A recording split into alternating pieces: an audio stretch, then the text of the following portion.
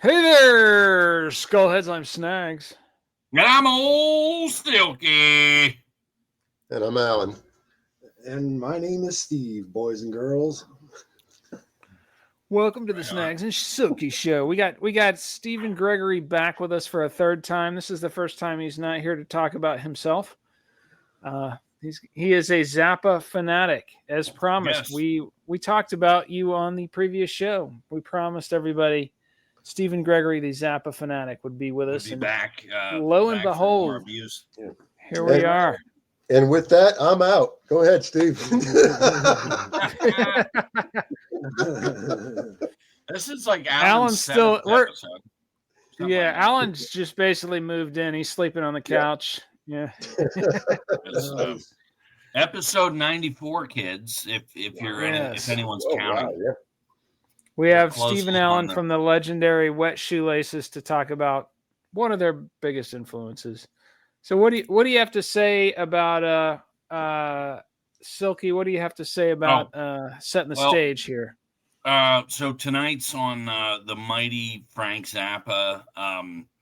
Just on every genre, there you can't fit him in anywhere. He's done psychedelic, jazz, rock, fusion, even classical. Just a epic artist, and started in the meager stages, just doing noises, and some of the Mothers of Invention stuff is a little avant-garde or challenging to check out, but they just influenced so many people over the years, and just so many amazing albums. I think it was like how many before he passed away? 56. 50. I was thinking at least 60, to be honest. Yeah, Yeah, something in like that. ballpark, anyway. And then like there's this, been like 60 posthumous, a lot of live albums where you really got to hear his brilliance. I think they were definitely a live band and touring for 40 years, just amazing stuff. But yeah, you guys, Steve, what initially, how'd you initially discover Frank Zappa? Well, I had heard the name associated with the PMRC hearings, which happened, 84, 85? that was 85. We've thought about doing an entire episode on that. We haven't done it yet. Yeah, and Tipper Gore, the demon witch from hell, basically decided that she didn't have enough, tea parties to create. Oh, she heard what's her name? Madonna's. Wasn't it Darling Nikki? Darling Nikki, one of those songs. That's Darling Nikki. Yeah, it was Prince. So Sheena Easton's "My Sugar Walls." Yeah. What was great is that. So it wasn't "I Fuck Like a Beast" by Wasp. No, I'm sure that was in there. Okay. So there's a like the Evil 15 or something like that. 30 something. Yeah, the Dirty 15. Yeah. And among a good cross section of metal bands, you also had Sheena Easton's "My Sugar Walls," Prince's "Darling Nikki," and Cyndi Lauper's "She Bop," which apparently we all heard "She Bop," "We Bop," everybody, but apparently that was about female masturbation. Yeah. Which, and there's not enough of those songs. And what's wrong with that? Yeah. No. But Frank Zappa spearheaded the anti, like this is freedom of speech, and he really went to these disgusting politicians who thought they would just squash this pretty quickly, and Frank Zappa and Dee Snider from Twisted Sister, they were on the panel to fighting Tipper Gore and John Denver, because he got banned for Rocky Mountain High. Really? Yes, he was right there with them. Yeah, I remember he was there. How about that? That was the first time I ever heard the name Frank Zappa, though. And I was about 12, and I didn't know anything about his music. And so when I got to be about 17 or 18, and I was starting to learn how to play instruments and stuff, I read an interview, or not an interview, but a column in a magazine that talked about some of the rhythms that Frank Zappa would use, where he'd take like 5 notes and stretch them out in the space normally occupied by 3 or something like that. A piece like The Black Page is the classic example of that. So the guy writing the column is talking about how he learned this kind of stuff studying Frank Zappa's music. And I had always assumed Frank Zappa was some sort of like Carlos Santana type blues rocky kind of thing, And so I said, well, definitely got to go check this out. I'm just young enough that I've never heard Valley Girl on the radio, even to this day. So I got to the record store, and there's a whole shit ton of CDs there. And it's about 1991.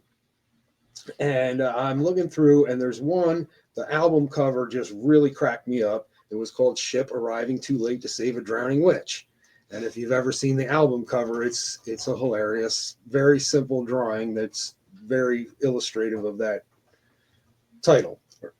So anyhow, that has Valley Girl on it, and I was shocked to learn years later that had been a hit. But that was actually the first album that I ever bought. I listened to the first half of it, and I said, well, this is okay. I might listen to this once in a while. And then when I got to the second half of it, a day or so later, my mind was completely blown. Because what happens on side 2 of that record just shouldn't happen. Human beings shouldn't even be able to do that. And it just, the craziest thing I'd heard up to that point in my life, I was about 18, and I was listening to like Rush, and Metallica had some like progressive-y stuff, and that was about as complex as anything I had heard. And I hadn't really heard anything avant-garde or anything at this point yet in my life. So this album just completely changed my life, completely blew the doors right off my mind, and just changed the whole way I thought about music almost instantly. There's a ringing endorsement. It's just on the one thing I wanted to say about the PMRC thing, and then we'll move on. There's a documentary called Zappa that we're going to link on the Click Pit that was directed by Alex Winter, who played Bill in the Bill and Ted movies. Actually, did an amazing job directing this documentary, produced by Ahmet Zappa.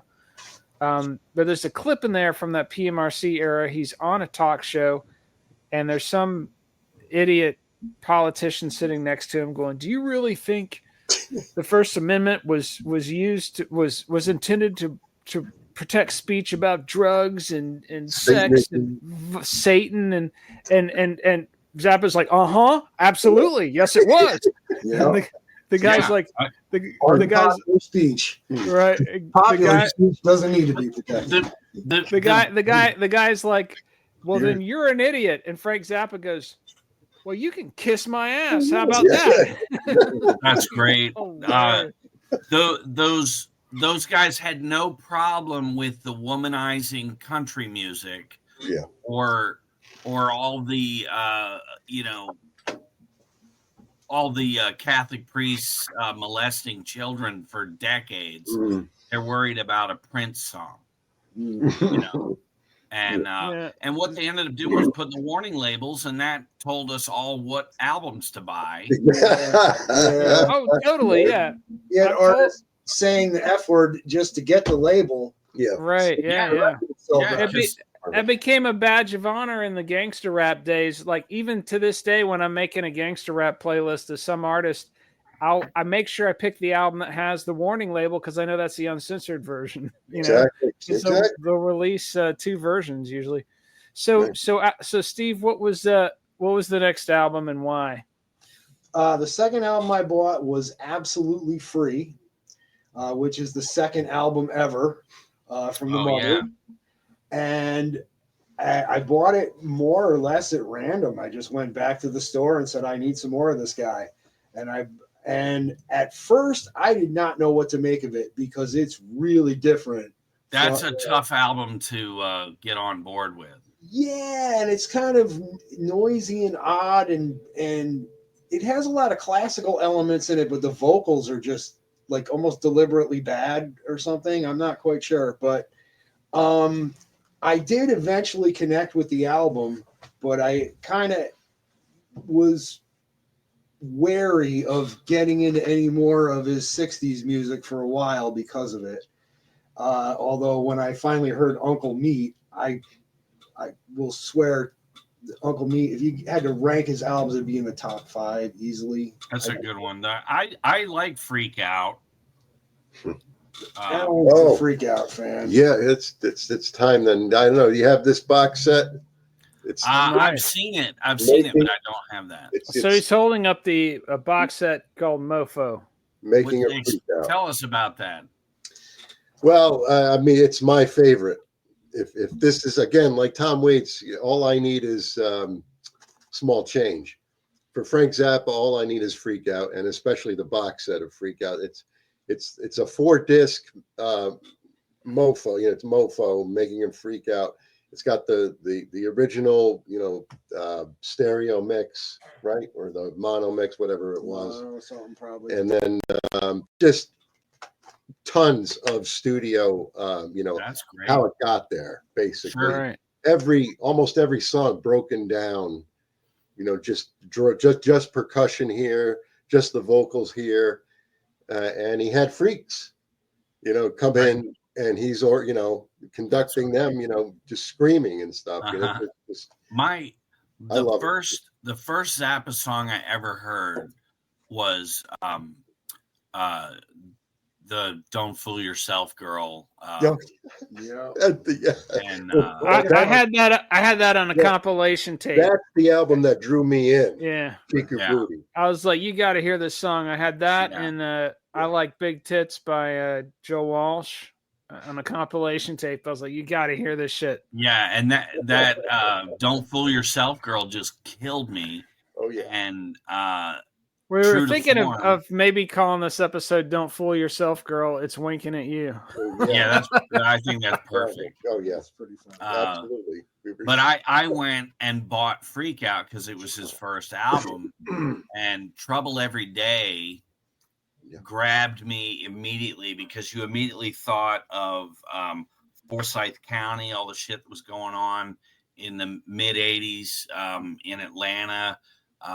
Just all the racial tension that you saw. It tends to repeat itself. And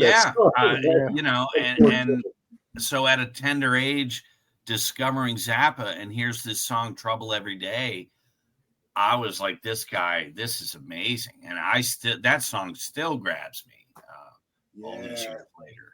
The first time I heard that song, it was shortly after the Rodney King riots. And it was this is just so timely. Oh my God. Yeah. It takes you right there. Was that your next album, Steve? I kind of like going in this chronology of when Steve discovered these albums. Yes. That's going to be tough for me to dredge out of the memory banks. That's going back 2 decades. But right. I'll tell you what, one of the most important early discoveries was an album called Best Band You Never Heard in Your Life, which was a live album from the 1988 tour. The reason why it was such a good thing for me to pick up is a double CD, and for every song in the liner notes, it had what album the song was originally on. Nice. So that became my buying guide for a while. And that's how I knew I had to hear One Size Fits All, which remains one of my all-time favorite Zappa albums, because there's a beautiful medley of One Size Fits All songs at the end of disc 1, where they do Florentine Pogan, Inca Rhodes, Andy. They do Sofa. Sofa. Oh my God. So good. So good. Cool. Yeah. We saw his son, right? Dweezil play I saw that. Yeah. the whole album. Yeah, Pretty he was much, doing. right? Well, we saw him do a couple different albums, didn't we? We I've saw- seen him do Yeah. Apostrophe, and I've seen him do One Size Fits All. I've seen him do. They did not the whole Freak Out, but most of it. They I did remember kind of a tribute to Yep, Freak Out. Yep. I saw him do Hot Rats. I did was in solos, note for note, when he did that. I saw him. I think it might have been right around when he first started doing the Zappa Play Zappa stuff, because this would have had to be like 2009. Okay. Sometime around then. But I had a friend I was working with who was a Zappa freak, and he was like, Dweezil says we have to educate people educate the world about the music of Zappa. So I'm going to take you to this Zappa Play Zappa show. I'm like, fuck yeah, man. That sounds awesome.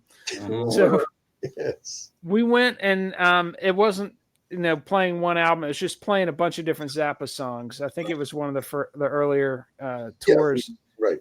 And they did a bunch of Zappa shit that sounded spot fucking on. Yeah. And it was really good. He had a great vocalist with him too. And then they did Somebody Get Me a Doctor by Van Halen, because he told this whole story about when he was a kid and he was learning how to play guitar, and he was learning how to play Running with the Devil for a talent show at school. And his dad was like, well, how would you like Eddie Van Halen to teach you how to play Running with the Devil? He was like, his mind was blown. Like, the next day Eddie Van Halen shows up at the house, and he's like, yeah, Eddie's showing me exactly how to play it. And then Eddie came to the talent show to watch him play Running with the Devil at the talent show. And then he said, and he almost started to cry. He was like, and then when my father died, Eddie was one of the first people to call, which was just really cool. Wow. He goes, so this one's for Eddie. And then the vocalist that's, puts on a blonde wig and starts dancing around like David Lee Roth, going, woo, yeah, woo. And then they kick into Somebody Get Me a Doctor, and they just fucking shredded it. It was great. It was a great show overall. I saw that tour too. Yeah. I remember that. That was cool. Yeah. That's funny. Yeah, so he's touring and playing full albums. That's pretty cool. I haven't really kept up with Dweezil. Anniversaries of things. He likes to go out and celebrate it that way. And the estate usually puts out a box set celebrating the album too, with some alternate takes and a live recording or two from the era and that sort of thing. I don't keep up with all of it, but when they put out something from the 73 to 74 era, I jump on it though. So is the family basically running things still? My understanding is that they gave a greater share of control. Gail left like 30% each to Amit and Diva, and 20% each to Dweezil and Moon for some reason. Right. Caused a lot of unfortunate family stuff. Why can't you just do 25% each and leave it up? Yeah, who knows what's that? Yeah. I don't want to speculate on that. Huh. No, but they fought for years. That was a bad scene. Yeah. You hate to see that too. Yeah, exactly. But I mean, Frank was kind of like that. He was always suing people and stuff. So I guess the apple doesn't really fall too far from the tree sometimes. Yeah. The one story I know with the Mothers of Invention is, they're touring around and they've did, I think 5 or 6 albums as that original band, and Zappa has them come out to the house and tells them that they're all fired, mainly because he wanted to pick and choose with each project. Well, he said in the documentary that he was he had $400 in the bank on the original Mothers tour. And I'm sure they were getting paid a lot more than his later musicians because it was less of a solo. It was called the Mothers of Invention, not Frank Zappa, and he had $400 in his pocket on that last original Mothers lineup tour, and when he got back, he was $10,000 in debt. Yeah. I can't keep doing this, and basically disbanded the whole thing, and then hired replacements on the cheap. I'm sure that's what that was all about. Yeah. Well, I don't know. I mean, a lot of those guys are making, these are all union musicians. I don't know that he's on the cheap. I think that he was probably tired of working with some of the more, the less proficient musicians that were in the Mothers. Like he probably has something to do with it too. I think what Silky said, where he wanted to be more choosy about who he worked with when. I think that and just like Ted Nugent, everyone knows that Zappa did not do drugs, right? And so it became just like Nancy Reagan too. Yeah, well, we all know about Nancy. She could take two in the mouth and one in the ass. She could clear a room with a beer fart. Yeah, especially Nancy. Anyway, so they go ahead. Her nasty Nancy, and they weren't talking about her breath. Yeah. Ronnie never knew about any of that stuff. Anyways, so go ahead. What were you about to say? Me? I forgot. No, Silky was talking about Zappa not doing drugs. Oh yeah, so he possibly was just tired of and Chuck Berry in his biography talks about guys on the road just drinking and not, Chuck was very set on showing up on time and doing the show. Yeah. So I mean, just as a band leader, there's a lot of pressure where you're the boss. Mm.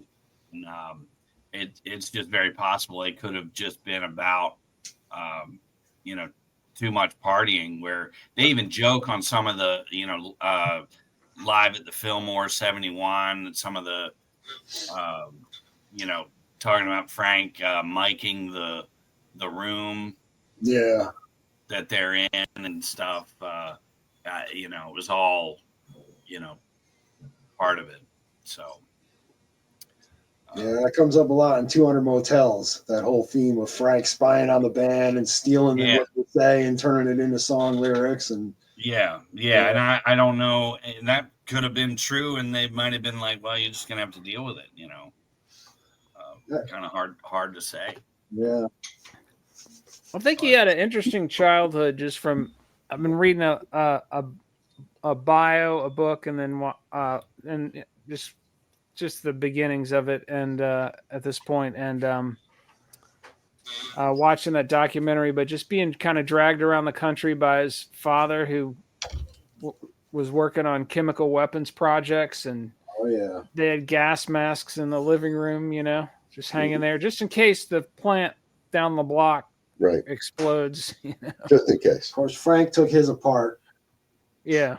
Right. Yeah, it worked. So he took his apart. Mm-hmm.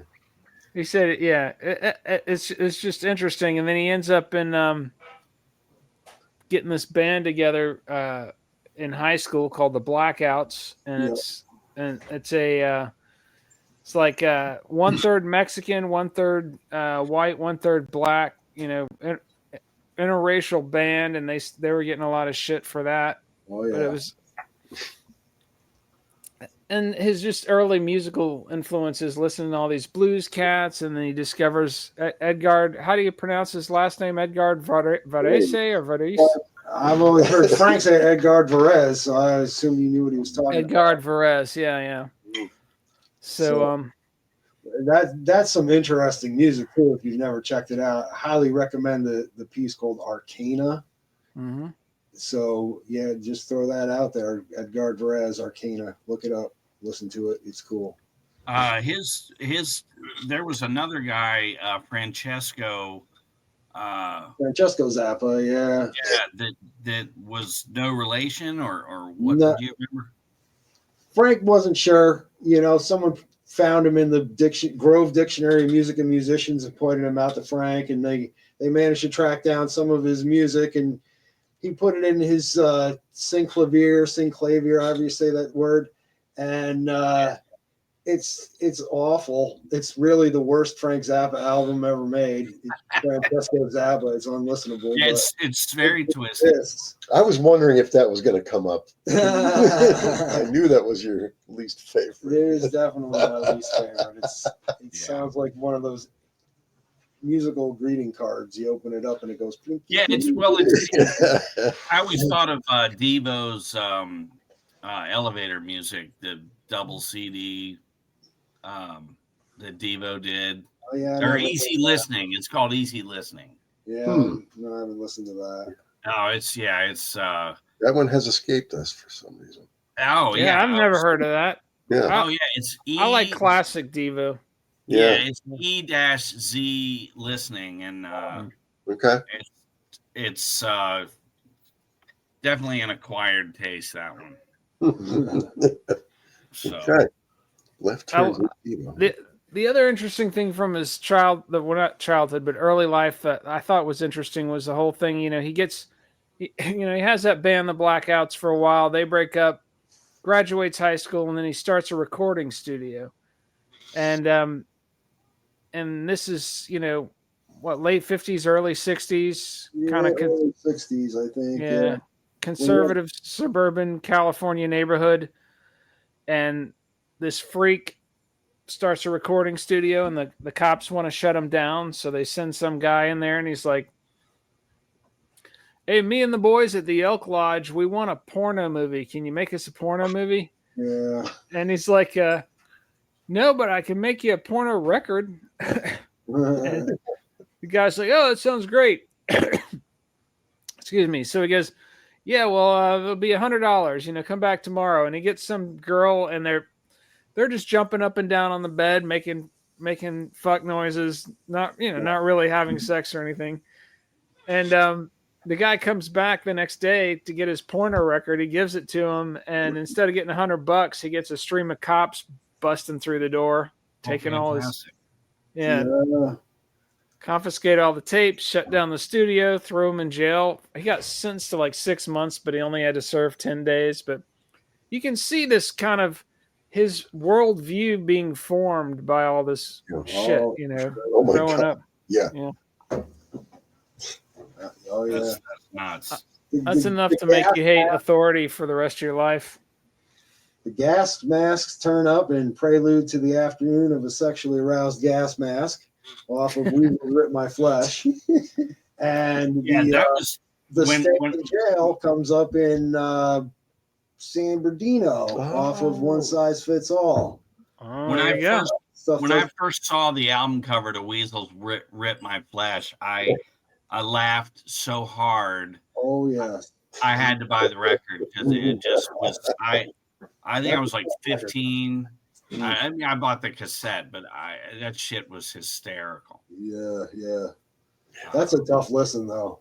I think. It's not what I expected, but it was all after Snags played that "Don't Fool Yourself, Girl" song to me. This is his personality, though. Like I'll be like, "Hey, check out this song," and he's like, "I have to buy everything this person ever recorded, starting at the beginning and go in sequence." And Well, now with Zappa, I kind of bounced around bizarrely, but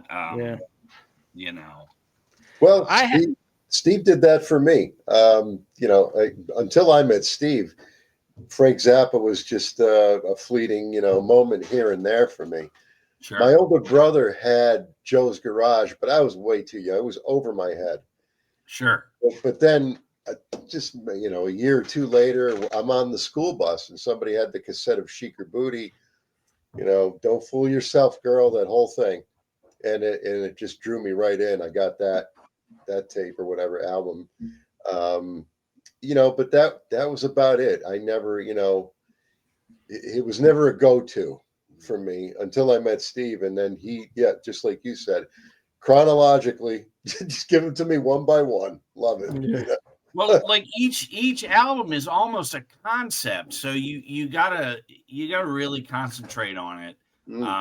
I feel like Hot Rats, Apostrophe, Overnight Sensation. He was white hot. That was like a really creative time. And those were no longer these kind of odd bleeps and blip noise kind of records. These were like real songs, and a very easy getting on board spot for somebody who's never heard Zappa. Yeah, I had back in the 90s on CD, I had Overnight Sensation, Apostrophe, Zoot Allures, and Chic Your Booty. And so whenever I'm marathoning Zappa on Spotify, like when those, it'll be like background music, and I'm, this is interesting. But then when those albums come along, I'm like, I am the slime coming out of your video. I know all the songs, and I'm singing along at that point. But it was a strong period for him, I think. Yeah. 70s. I love 73 to 74. That whole period is just mind-boggling. That's Apostrophe, right? Oh, yeah. Oh, yeah. Napoleon Murphy Brock, George Duke, Ruth Underwood, that whole band. Yeah, he and just his stuff with the guys from the Turtles. Okay, yeah, that was the previous incarnation of the Mothers. Right. Yeah, that was great. And there's some box sets of the Mothers 1970 and the Mothers 1971. There's an anniversary massive collection for Hot Rats. Oh man, Hot Rats. If you do the streaming stuff, there's like some real 5 and 6 CD collections, just a lot of unreleased Zappa in there, and it's interesting that peak creative period came right after he got pushed off the stage, and basically he's touring with the version of the Mothers that had those cats from the Turtles in it, and some guy attacks him, pushes him off the stage. He falls like 10-15 feet into the orchestra pit, breaks everything, almost broke his neck, hole in the back of his head, totally fucked up, and takes him like 6 months to a year to get 6 months to get out of the wheelchair. And then when he comes back, it's like his strongest material, it's kind of interesting. That's crazy. It's I think he might have learned a lot when he was doing the whole Waka Jawaka Grand Wazoo period, which was the wheelchair period. And he's working with these huge ensembles, and there's material that's come out posthumously that's where you can hear him working through this material and teaching the band how to do it, and actually kind of working with the band to create it with the band. And it's really quite interesting to listen to some of this stuff. So I think he learned a lot during that period. I also know that he was inspired by Mahavishnu Orchestra, was a big influence on him at the time, that made him want to have a version of the Mothers that was just that flat out, the band we're talking about here with the George Duke and Napoleon Murphy Brock era was very much inspired by Mahavishnu Orchestra and what they were doing.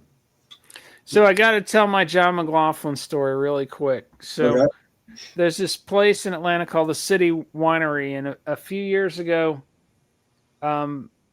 we find out that Al Di Meola is playing there. We're like, holy shit! So we go and you buy dinner, you get a bottle of wine or whatever, and fucking Al Di Meola is like 30 feet away on stage, just kicking ass, amazing show. And so about 3 months later, we see John McLaughlin. Like, holy crap, man! They see that in the paper, so they're like, "Oh my god, we gotta go!" So we go, spend the $50, order dinner. Dinner is served, bottle of wine, and this 20-something kid comes up and starts playing the piano, and he's playing like these pop ballads on piano.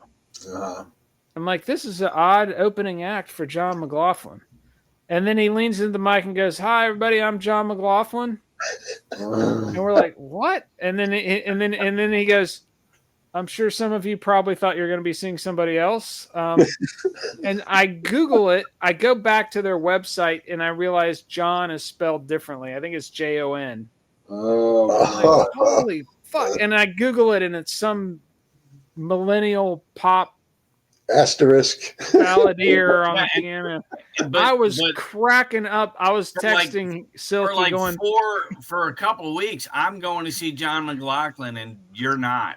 yeah, oh, I was rubbing it in. I was like, dude, Yeah. I saw Al Dimiola. Now I'm going to go see John McLaughlin. You're not going. Yeah, Florida you're sucks. you're in Southern Florida, loser. And I was literally ready to just get up and go, leave the fucking steak dinner and the bottle of wine. Let's just get out of here. No, we paid for it. So I just spent the rest of the evening texting my friends, going, "You're not going to believe what's going on." And then I rag on that guy on Twitter afterwards. I was like, the only half of this guy's tickets are from people thinking he's this guy, and I tagged the others, the real John McLaughlin, and That's awful. the millennial John McLaughlin liked my comment. So I sent you guys Tipper Gore's Filthy 15 mixtape. All right, with the 15 songs, and I made I always got to add to it. The song by Vanity is not in print anywhere, so you only get 14 songs. So I added Suicide Solution at the end. That makes up for it. Yeah, absolutely. Yeah, so for sure. So you guys can enjoy that bit of history. Perfect. Tipper Gore made this mixtape, and she would just rock the shit out of this mixtape, driving around in her. She had a little. While she was she-bopping, she was listening to the mixtape. She had a little convertible and would rock the shit out of this stuff. Her and James Baker's wife. Yeah. But yeah, they would go to town. They would 69. It was crazy stuff. Yeah. Listening to "We're Not Gonna Take It" by Twisted Sister. Tipper would. She could clear a room with a beer fart. That one. Yeah, we mentioned that. We got that covered. Yeah, she's a Hall of Famer, right? Oh yeah. But no, Zappa. As you get into the 70s, you get all those live albums, and it just became like you would get these mystery discs, and he was all about almost geared towards the record collector with all these different releases. And there's a series called "You Can't Do That on Stage Anymore," and I think it's like 6 volumes, and it collects all these amazingly rare performances of specific songs. There's a recording of King Kong that they were playing when the guy shot the flare into the stage that the famous "Smoke on the Water" was written about. We were listening to that not too long ago. Yeah. Which the announcement of the fire and everything is on a Frank Zappa bootleg called "Burnt Swiss Cheese," and I couldn't find it. I couldn't find it for the playlist, but it's out there. So I can send it to you. You have box or something? Yeah, I have it. You have Burnt Swiss Cheese? Swiss Cheese Fire, it's called. I have a feeling Steven has everything. I would hope so. I have everything that Frank put out when he was alive. I have not kept up with all the 1,001. See, that's where I'm at. I've got basically all that. Except Swiss Cheese Fire, which you don't. Yeah, have. and I haven't looked at my external hard drive, so I might have Swiss Cheese Fire. I don't think I do though. It was part of the Beat the Boots series. Oh, then I have the Beat the Boots stuff. It was volume 2 though. Do you have the volume 2? Yeah. I have that on cassette. I've got the first one on vinyl. Okay. It had a beret and he's got the third one on 8-track. Yeah. Yeah, it was only on 8-track. Yeah. So you ever, Steven, you ever check out his classical stuff? Of course. I love his classical music. I remember the first time I heard it, I didn't get it. You know, the first one I heard was Yellow London, Shark. No, this was before that came out. Talk. It was London Symphony Orchestra.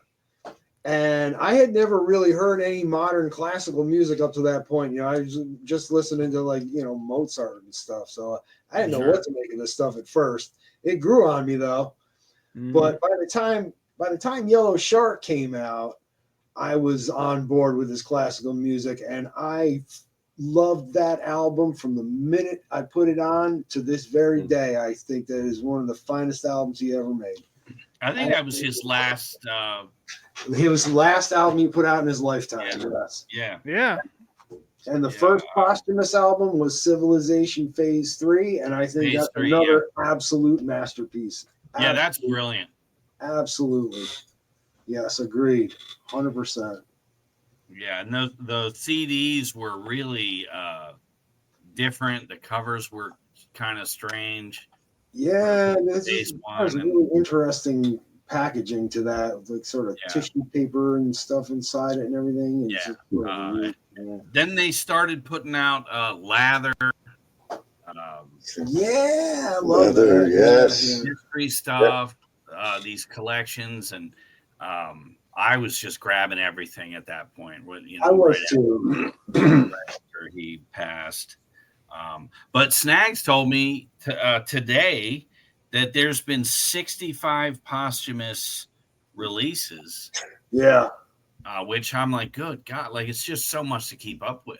Well, in the documentary that I saw, it's the same one you saw, Craig, and they show a few shots of the vault that he had. His basement. He's walking around just like this is. These are the reel-to-reel tapes of me jamming with Eric Clapton. Right. This is all the outtakes from this album. Yeah, it's like a government archive or something. Immense. Yeah. That's nuts. That could keep people employed for a long time. Oh yeah. Releasing. Oh my God. Yeah. Absolutely. There's a lot of live stuff too. He recorded every concert he did from a certain date onward. Yeah, I mean, it got to where just each album was another live album, but they were just so good. I just grabbed everything. When the CDs were numbered, and I had them all. Yeah. I'm pretty sure I still have all those. But I definitely have them. All my shit's in boxes, so it's hard. I've saved everything on external hard drive, so I at least have a complete MP3 storage thing. But all my CDs are in boxes. So he moved a few years ago, and I can't tell you how many times I've heard. I think I have that. It's in the boxes. Yeah, it's so frustrating. At some point when we move, the show is going to really benefit when I'm able to reach over and I got it right here. Well, you can just say that now. We'll say Brett is. Oh, it's the audio. Oh, here it is. There Silky is holding up all the Frank Zappa CDs, balancing them on the top of his head. There they are. Yeah. So, anyway. Well, I forgot what I was going to say. So the Frank Zappa the hotel burns down in Geneva, Switzerland. Expertly documented by Deep Purple. Zappa was recording with the Rolling Stones mobile, and then Deep Purple was gonna pick it up after that, and it all kind of became this epic historical moment. Well, as we mentioned in our Deep Purple episode, that was going to be a double album. Machine Head was going to be side one was going to be Machine Head minus Smoke on the Water because it hadn't been written yet, And then side 2 was going to be them playing live in that same space that Zappa was playing in. Also a couple live tracks and it was going to be a whole side was going to be live. And then it burnt down, and Frank Zappa and the Mothers became the lyrics to one of the biggest songs. I think by that happening, we got Smoke on the Water and we got Made in Japan, where they may not have done that, Yeah, well, that's another episode, which we've already done. Definitely a benefit. Yeah. So give us your top 5 favorite Zappa albums, Steve. If you were gonna get sent to a desert island and never come back, and you can only bring 5 Zappa albums, which ones would they be and why?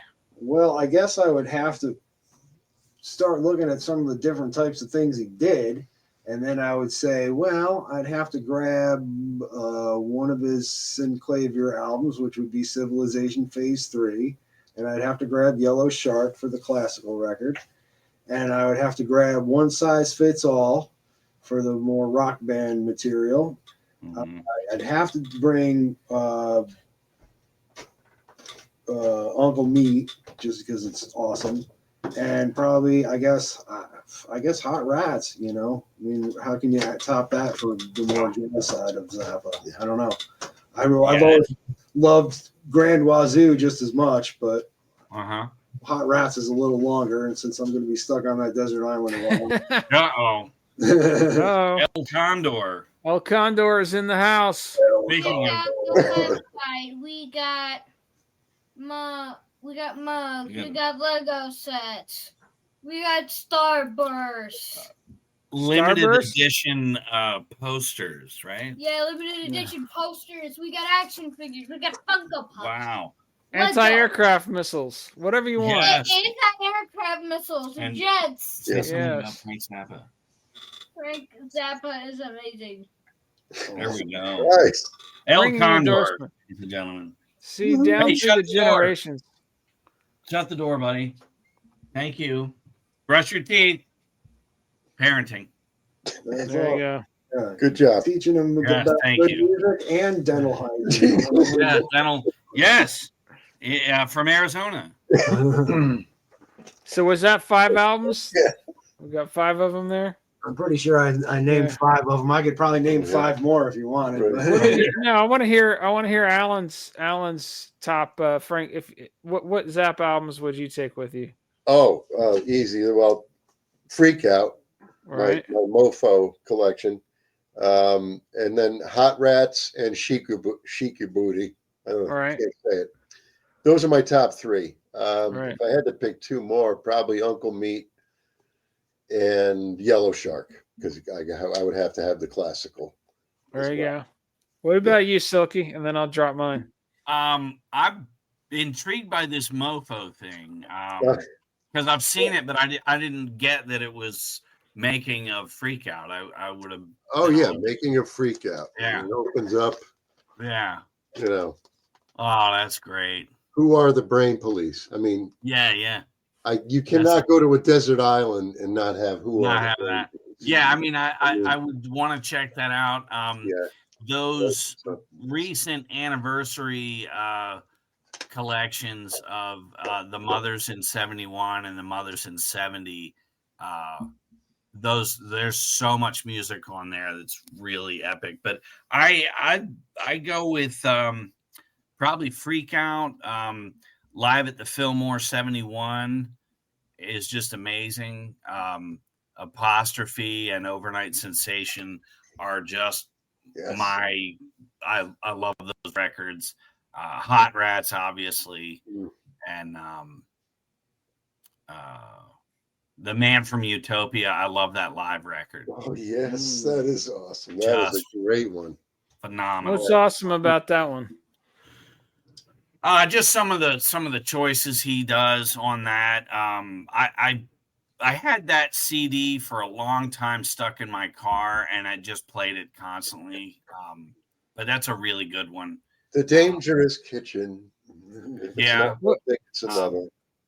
So mine are going to be the ones, the 4 that I mentioned already: Overnight Sensation, Apostrophe, Zootalours, and Chic Your Booty, and then Hot Rats would top it off with that, just because nice long jam.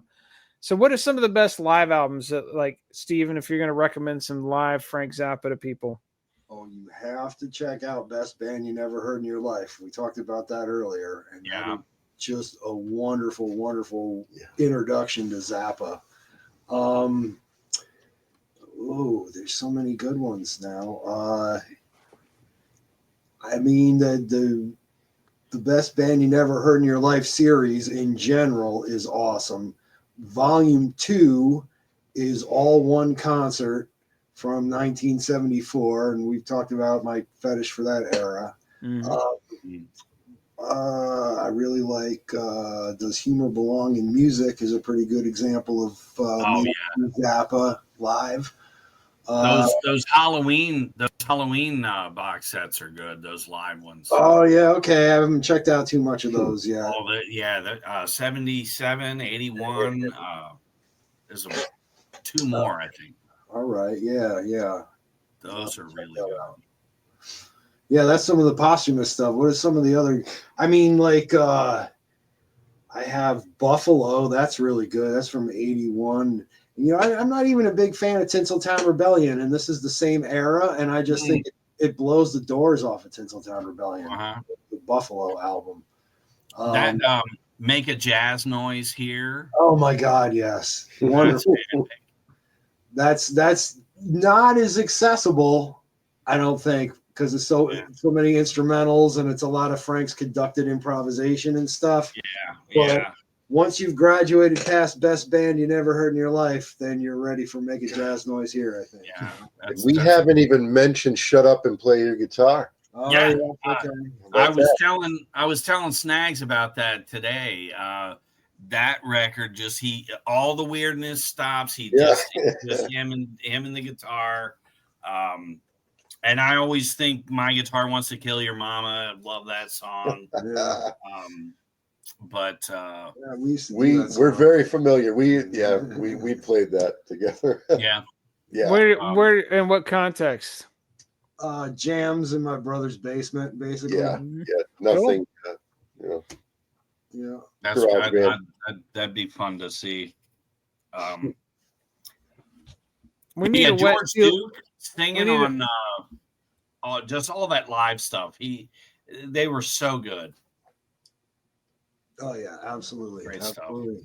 Stuff. One of the fun things about the live Zappa albums is he would change these songs around sometimes at the rehearsal before the concert. You know, he'd rehearse the band sometimes 8 hours a day before the show, and so every version you hear of a Zappa tune, it's not just like, it's yet another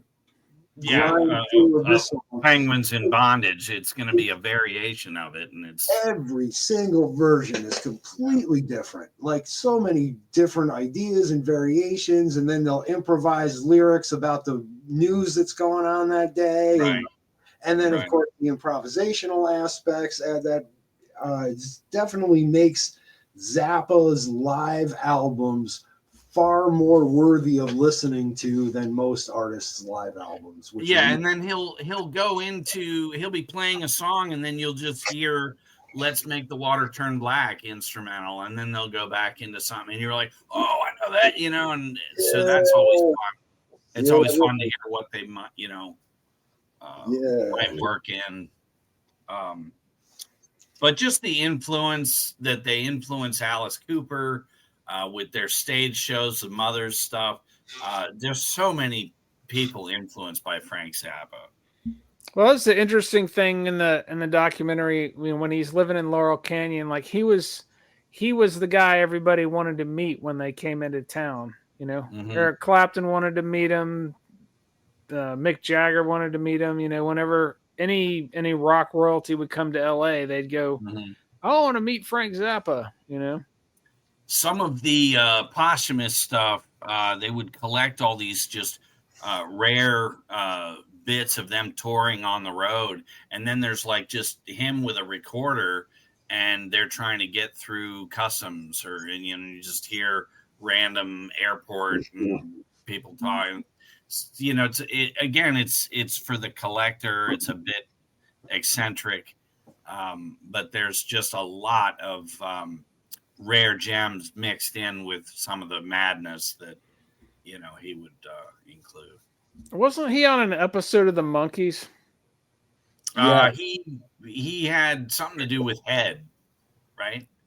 Steve, wasn't he on an episode of the Monkees? Was, yes, I seem to remember that, but don't press me for details. I would say Head was destroyed a car or something. Though. I think he was on an episode of the Monkees. It was either maybe it was in the movie Head or it was on an episode, but basically they were jealous of him because he could compose music. That's the only part of the plot I remember. Yeah, I don't think I've ever seen it. I saw him in Miami Vice playing a drug lord.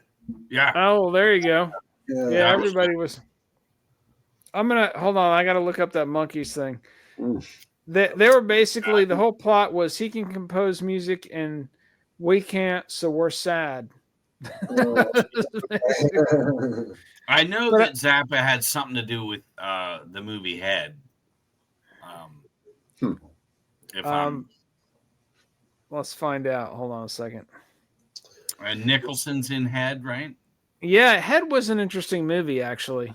It was. Yeah. It's an interesting flick.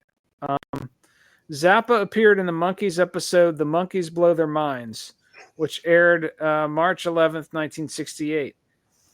In the surreal cold open, Zappa and Michael Nesmith swapped roles. So Zappa was dressed as Mike Nesmith, wearing the wool hat and the monkey shirt, and Nesmith was dressed as Zappa. And that's a show I never watched. I know. I did. I'll watch that one. I was such a Beatles fan that I couldn't. And then he made a brief cameo in the movie Head. Zappa's fondness for the Monkees went beyond these appearances. He praised their production quality over much of the era's cosmic San Francisco rock, once telling Rolling Stone that he preferred the Monkees to the Beatles, whom he saw as overly hyped. And this is Zappa being the iconoclast, right? Sure. Poking the popular thing in the eye, you know. Right. Everybody loves the Beatles, so I hate that. I was that way when Nirvana was huge. I fucking hated Nirvana. Everybody loved Nirvana, and I was just like, fuck Nirvana. In the early 90s, anything, if it was a movie, like, hey, Snags, you got to check it out. And then 10 years go by, and he's, dude, have you seen Star Wars? I'm like, shut the fuck up. You are not coming to me with this. But the only thing that was popular back then that I liked was Seinfeld, because I was Jerry Seinfeld. I mean, that was my life at the time. So I've always identified with George Costanza. Yeah. Well, no, you were more like Kramer. In my life version of Seinfeld, I was really good friends with my ex-girlfriend, Elaine. Okay. Not a real name.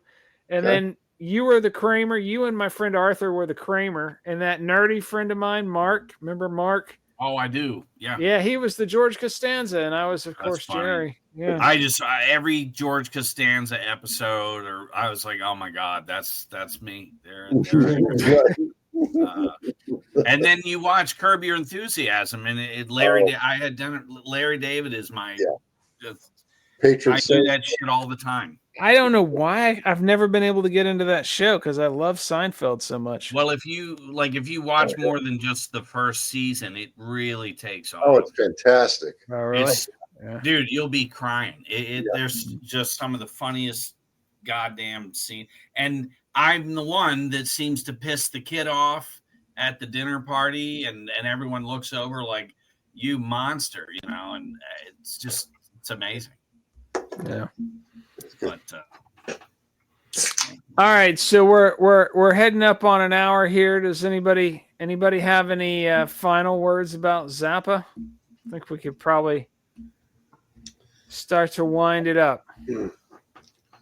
Well, we can say that he Wet Shoelaces does not have anything currently to promote, but since he did inspire both of us in one way or another. We have some solo releases that have been coming Oh, out. let's Bandcamp. pimp the solo releases. Well, I just released my first one in 5 years, as you guys know. Oh yeah, that was really good. I was impressed with that. Oh yeah, I'll show you. I have this little. Again, Steve gave me this. Looks like a little hockey puck. Uh-huh. Right? It's called the Orba, and it makes noise, makes musical sound. It's got an octave of kind of percussion. But you can play, you can with MIDI, going back and forth between that and the computer, you can make all sorts of sounds. That's how I made that entire. So that's like a percussion instrument? You can, it's like a synth. Yeah, there you go. Portable synth. Yeah. Can you do something right now with it? Yeah, if I turn it on. Make some noises.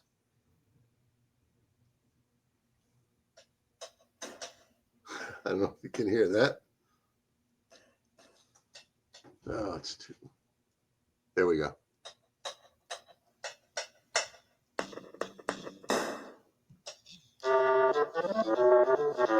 Oh, wicked.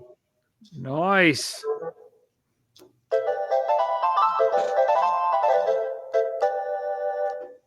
Wow. Zappa would have made a whole album with that thing. I've never seen spent that. 6 months learning it and then made a whole album with it. I would say don't be afraid to get into Zappa. It is a huge, huge ocean of music. And, we've certainly pointed out some really good albums to check out. I don't think it's possible to hear Peaches and Regalia and not be pulled in. Hot Rats is just a phenomenal record, and certain bands find their sound, and certainly an identifiable riff is the stuff that's in Hot Rats with the xylophone and everything. Yeah, it's interesting because you've got two different types of band / musician, and in my experience, and I can respect them both. You've got the Ramones kind of Motorhead side of things where they find something that works, and that's what they do, and you can rely on them for it. And then you've got the Beatles and Frank Zappa side of things where they're just going to fucking try everything. And yet they're still themselves consistently. There's a consistency that just runs through it all, I think he was probably I don't want to get overboard, but I don't think I am. He was kind of like the Mozart of our time. Oh yeah, he was absolutely nonstop. If he had lived, it never would have stopped.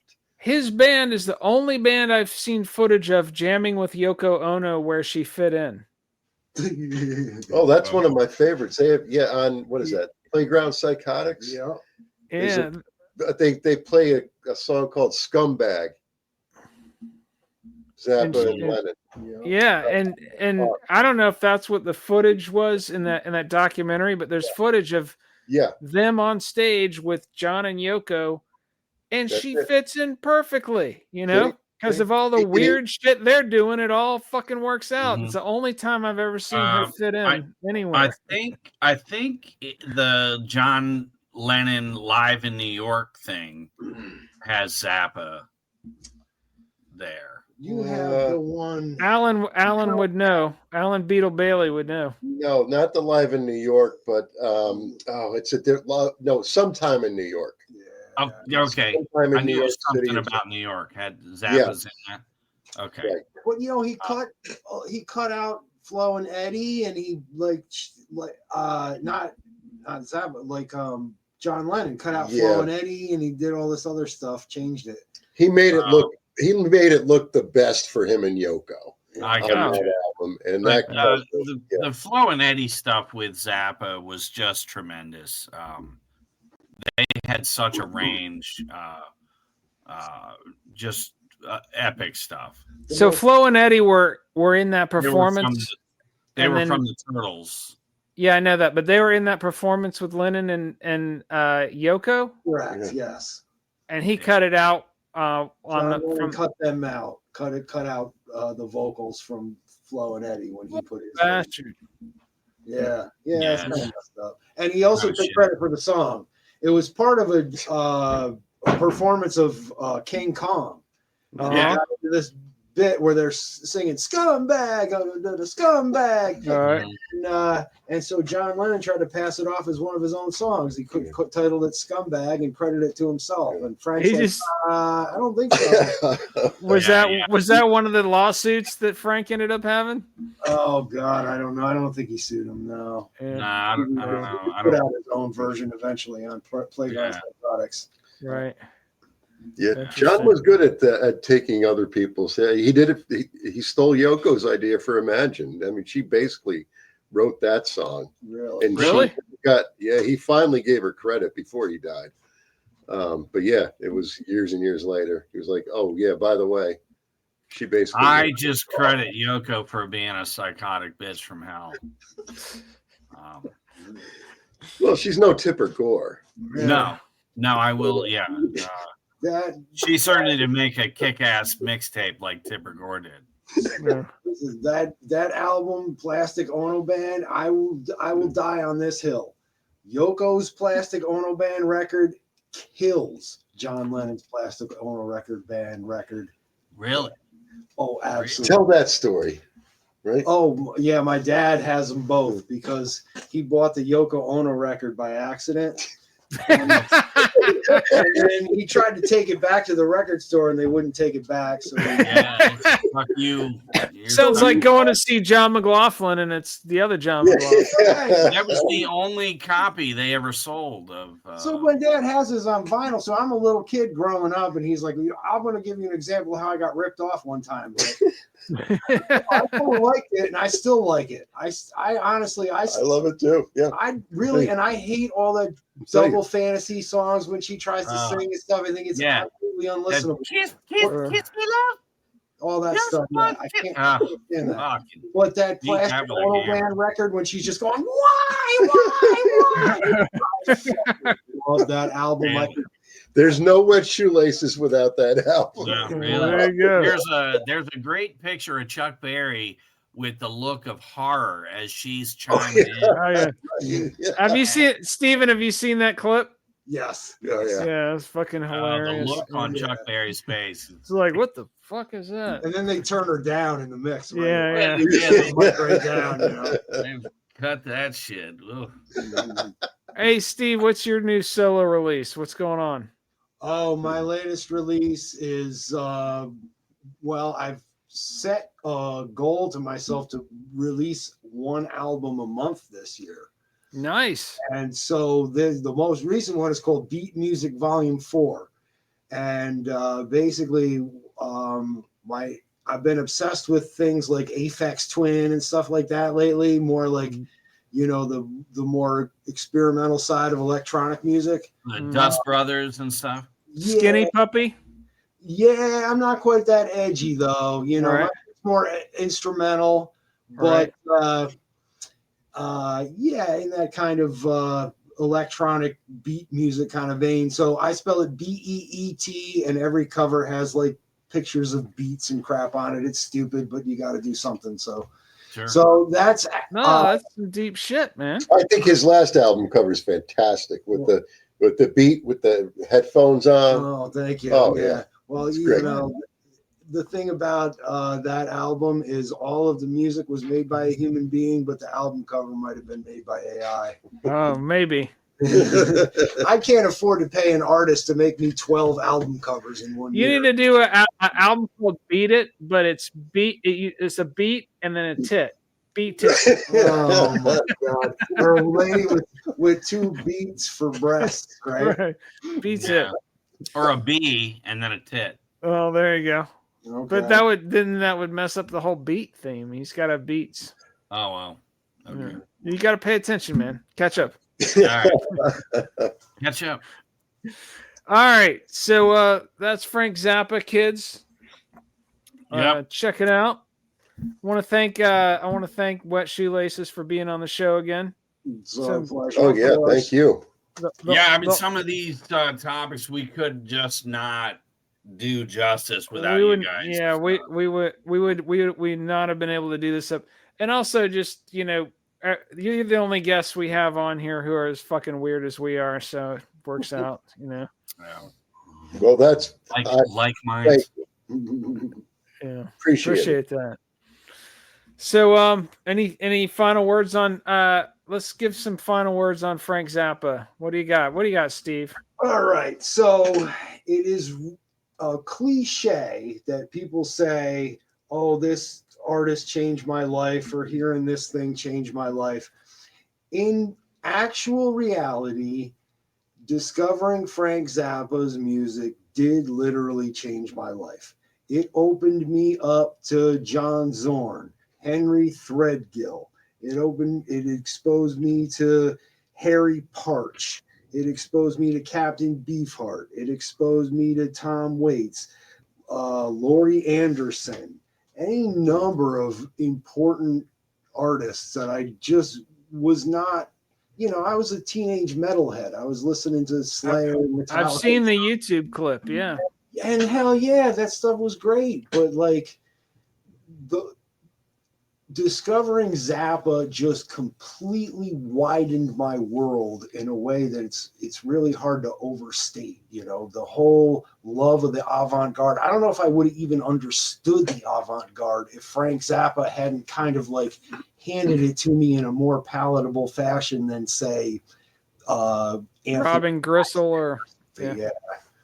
So Throbbing Gristle, like I was into the heavier stuff that might have appealed to me, but something like Anthony Braxton, where it's just like really abstract free jazz type stuff or whatever.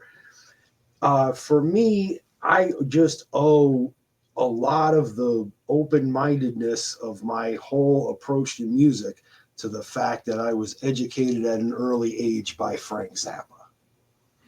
That comes out clear when you listen to Wet Shoelaces. That influence is very clearly there. What were you going to say, Silky? I like what he says there because Frank Zappa's statement, "Does humor belong in music?" Really struck a chord with me where some of the stuff I didn't get with Zappa, I had to tell myself, lighten up and just let this take you where it takes you.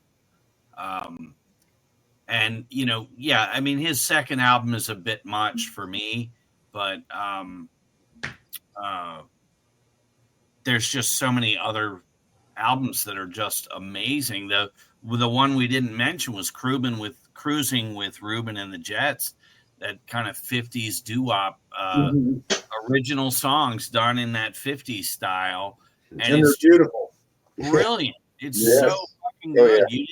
You Didn't Try to Call Me is one of my favorite Zappa tunes, Yeah. So, but yeah, there's just endless things with Zappa. And most Zappa people I know like a specific era of his whole output. I did know a guy that literally drove around. He had hundreds of tapes of Zappa, and like all he listened to was Zappa.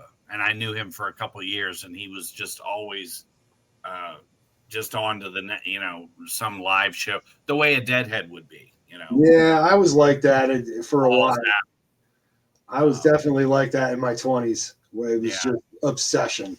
And at this point in my life, I still listen to the man from time to time, but I've heard so much of this music so many times that, and I'm mature enough now to realize that there are other worthwhile artists out there. Sure. And so the hero worship is toned down quite a bit from where it was when I was in my 20s. But yeah, I used to be pretty obsessive. If we had done this interview in my 20s too, I could have just nerded out on every stupid detail, like where he grew up and who his brother was and what they did. Right. And I forgot most of that, and I don't care anymore.